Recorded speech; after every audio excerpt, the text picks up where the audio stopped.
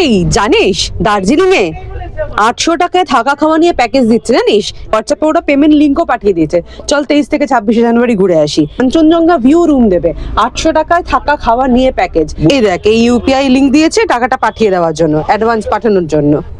এবার আমি তোকে বলি যে এইটা ফ্রড কিনা। তুই একটা আননোন লোকের সঙ্গে কথা বলছিস, আননোন লোকের সঙ্গে কথা বলে সে তোকে একটা ইউপিআই অ্যাড্রেস দিয়েছে, কিউআর দিয়েছে, যাই হোক, কিন্তু এই যে ফ্রড না সেটার কোনো প্রমাণ তোর কাছে নেই, তাহলে তুই এটা চেক করবি কি করে? সবার আগে যেটা দরকার সেটা হচ্ছে আগে ভেরিফাই হওয়া যে এইটা সত্যি সেই হোটেলের কোনো ম্যানেজারের নাম্বার, সেই হোটেলের যে অ্যাকাউন্টে টাকাটা যাচ্ছে সেই অ্যাকাউন্টটা কি ভেরিফাইড অ্যাকাউন্ট নাকি কোনো স্ক্যাম। কারণ এত কম টাকা যখন, তখন সন্দেহ কিন্তু আরো বেশি করে করা উচিত, কারণ সবসময় স্ক্যামাররা এরকমই নানা রকম প্রলোভন দেখায়। তো আগে দেখে নি কিভাবে আমরা এরকম ক্ষেত্রে চেক করে দেখতে পারবো যে যেই অ্যাকাউন্ট থেকে, যে নাম্বার থেকে ফোন এসছে সেই ফোন নাম্বারটা বা যে ইউপিআই আইডিটাতে পাঠিয়েছে সেইটা স্ক্যামারদের ইউজ করা ইউপিআই আইডি বা ফোন নাম্বার কিনা। এর জন্য ভিডিওটা পুরো দেখতে হবে এবং প্রয়োজনে ভিডিওটা সেভ করে রাখতে হবে।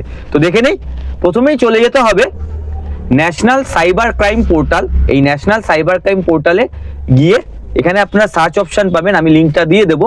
এখানে গিয়ে আপনাকে এইভাবে আপনার যে ফোন নাম্বার থেকে ফোনটা আপনি করেছিলেন, মানে গুগলে তো যে কেউ ফোন নাম্বার আপলোড করতে পারে, যে কোনো প্রোফাইল তৈরি করতে পারে, সেই নাম্বারটা দিয়ে আপনি চেক করতে পারেন যে এই নাম্বারে কোনো ফ্রড অ্যালার্ট, কোনো স্ক্যাম আগে রিপোর্টেড আছে কিনা সেটাও আপনি চেক করতে পারেন। বা পাশাপাশি আপনি যে ইউপিআই আইডিতে টাকাটা পাঠানোর জন্য আপনাকে বলা হয়েছে সেই ইউপিআই আইডিটাতেও কোনো রকম কোনো প্রিভিয়াস কমপ্লেন হিস্ট্রি আছে কিনা সেটা কিন্তু আপনি চেক করে নিতে পারেন। তাহলে সেটা ক্লিন পেয়ে যাবেন, এরকম মেসেজ আসবে।